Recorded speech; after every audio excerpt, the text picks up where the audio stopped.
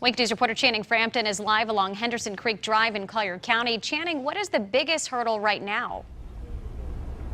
Well, one of the biggest hurdles is just the sheer number of people who need help still after this storm, including the people who lived in this trailer before Hurricane Irma blew the roof off of it. I'm actually standing on what used to be the roof of this trailer. It hasn't moved since the storm.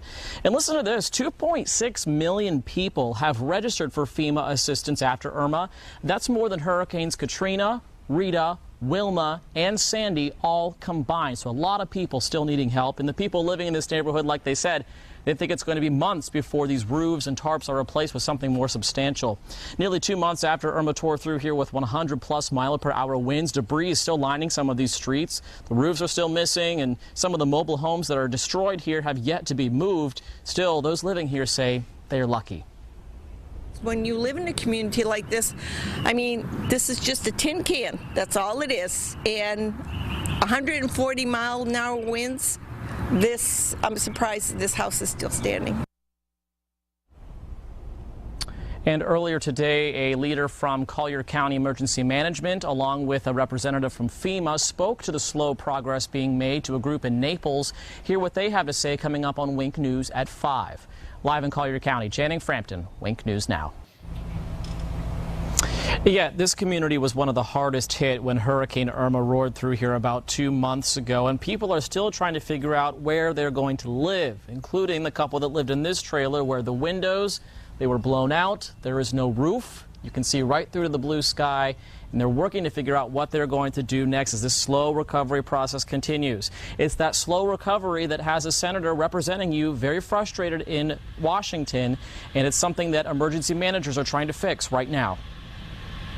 Well, it's very emotional. Bertha Rose lives here in Holiday Manor Co-op.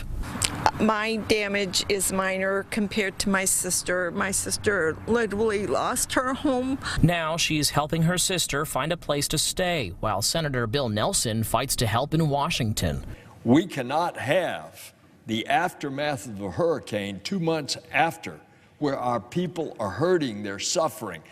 This is the first time in a long time that our federal and state systems have been so severely impacted at the same time. Dan Summers, director of Collier County Bureau of Emergency Services, speaks to a crowd in Naples about the road ahead. He's joined by Dolph Demont, a FEMA representative. Recovery progress has been steady, but wrought with challenges, including the 1-800 number for FEMA being overwhelmed during a hurricane season that stretched their resources to the max.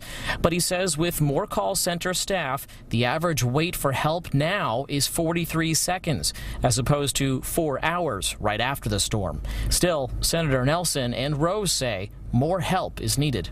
And our people are still hurting. I'm just glad that no lives were taken.